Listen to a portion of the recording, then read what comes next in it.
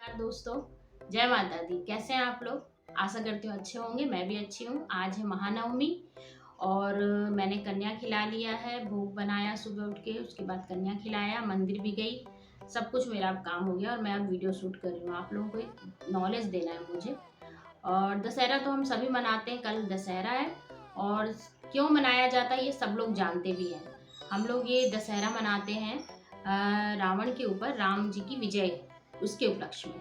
लेकिन हम क्यों मनाते हैं ये तो जानते हैं, लेकिन किस कारण ये हुआ था ये नहीं जानते। तो वही मैं आपको आज बताऊंगी।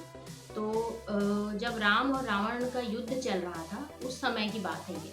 और उस समय क्या होता है, राम जी जो है बहुत दुखी होकर बैठे रहते हैं।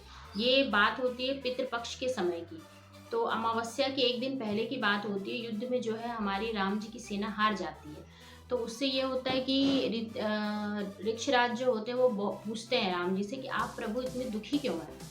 तो राम जी बोलते हैं कि मैं दुखी नहीं हूँ, मैं इसलिए परेशान हूँ कि मैं जानता हूँ एक हार से मैं परेशान नहीं हूँ। मैं कल के युद्ध के बारे में भी नहीं सोच रहा हूँ।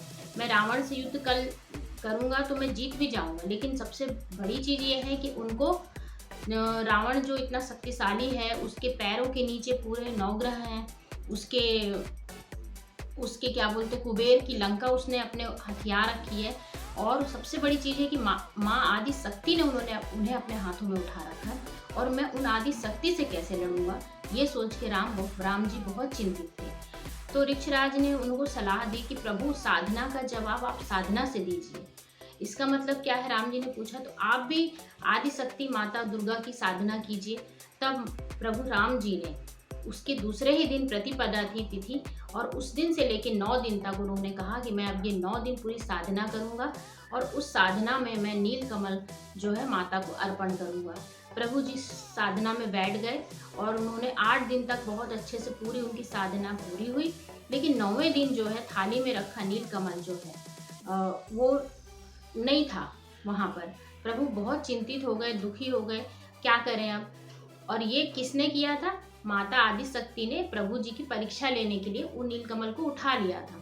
तो उस समय प्रभु बहुत दुखी हो जाते हैं, लेकिन उनको याद आता है कि मेरी माता मुझे राजीव लोचन कहती थी, तो क्यों ना मैं अपने नेत्र ही माता को अर्पण कर दूं। और ये सोच के वो जैसे ही तीर अपने आंखों के पास ले जाते हैं और कि मैं अपनी आंखें माता को अर्पण कर दूंगा, वैसे ही सारी पृथ्वी हिल जाती है और माता जो है प्रकट हो जाती हैं और बोलती हैं प्रभु आप ऐसा नहीं करिए। आपकी भ्रिकुटी हिलती है तो सारे संसार में हाहाकार मच जाता है।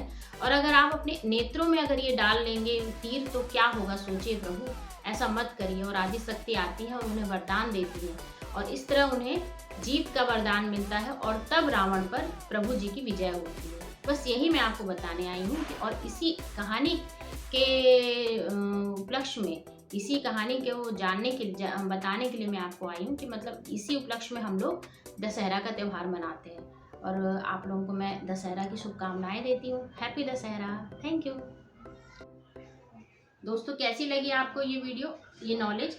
अगर अच्छी लगी हो तो आप दूसरों को भी शेयर करें और मेरे चैनल को सब्सक्राइब करें, लाइक करें प्लीज़।